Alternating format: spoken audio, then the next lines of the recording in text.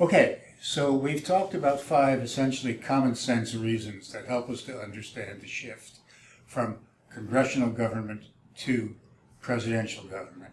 Now let's ask the question, is there any constitutional basis for such a transition?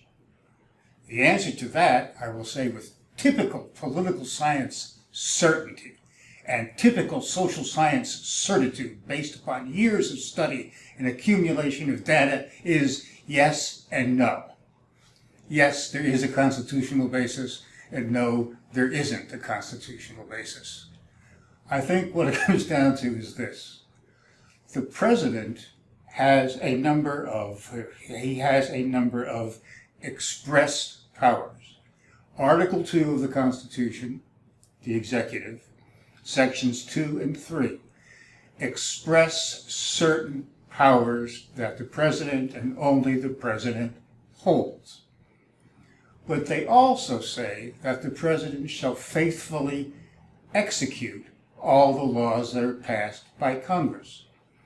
Now, in order to faithfully execute all the laws that are passed by Congress, the president may have to use some powers that are not expressed explicitly in Articles 2 and 3.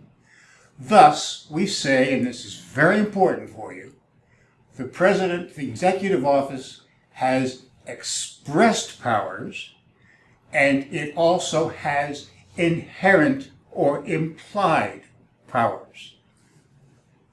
If, for example, if the President of the United States is responsible for security of the United States, and if the Congress of the United States approves a declaration of war or the use of military force, then the president is inherently able to do anything that he has to do in order to carry out the intent of Congress, even though it may not be listed among his expressed powers.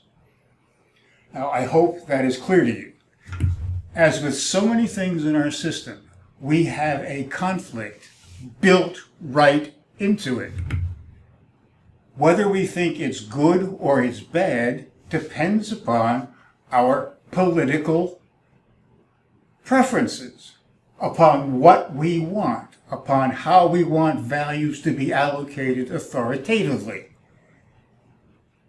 If we want the government to allow immigrant children to stay here, then we think inherent power is a good thing. If we don't want them to stay here, then we think it's not such a good thing. The point is, there is an arguable constitutional basis for these things.